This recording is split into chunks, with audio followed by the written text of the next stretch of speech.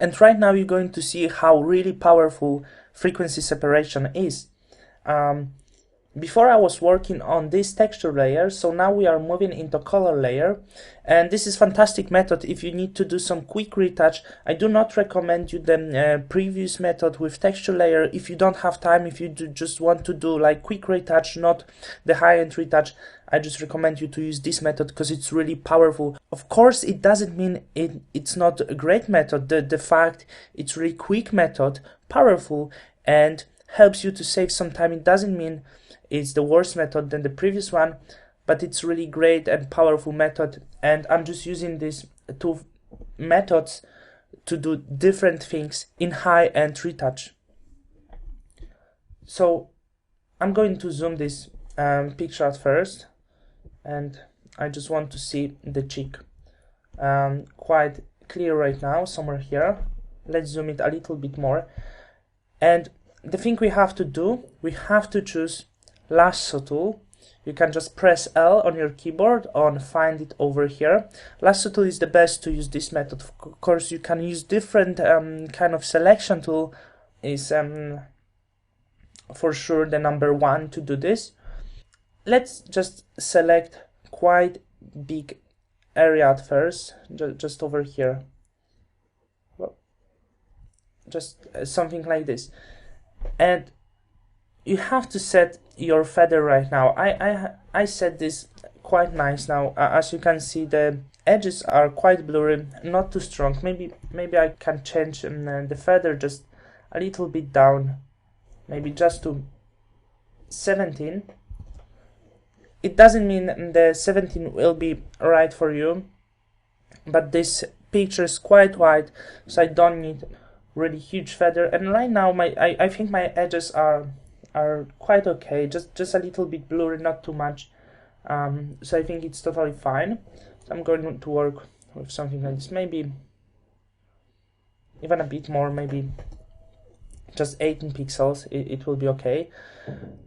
So I'm going to zoom this right now once again, and the thing we have to do, just I zoom this so much because I want to just do really nice selection over here next to the edge. So I'm going to do this selection just next to the hair, like this. And as you can see, I'm selecting really big areas right now, because this method works on really big areas. So now I'm going to find Gaussian blur, so hit filter, blur, and then Gaussian blur. So when you drag down the radius, you can see our actual texture. That's our image. As you can see, it's not really great. We have some different colors, etc. However, when we bring radius up just a little bit, I guess it will be around 20 pixels, maybe around 22 pixels. What is happening? Actually, our skin texture is changing a bit, and to be more precise, not skin texture, but the colors are getting smooth, perfect, and natural. However, our texture is not really changing, because all of the texture is not destroying our texture. So when we make this blur, when we zoom this, we can see we keep the natural looking texture, because all the texture is on this gray layer and our colors are here. And I'm working right now on the color layer, so my skin is getting smooth because I'm blurring the color. However, the texture is staying still natural. So you have to say it's really a great tool to do this. And then we just have to repeat the same thing on the other parts of the face. So we can save really loads of time using this method. And right now we don't have to change the Gaussian blur on every part, so we just can hit Control Command F to repeat the thing we did before, and just do this on all the parts you actually need. I'm doing this on the whole face actually to not make any differences between some areas later, as well as I'm making this on the makeup area over here to make the makeup a bit more smooth, a bit more natural, not that strong. Hit F, and as you can see, even our makeup is looking much better right now, because it's just making the pores a bit disappear.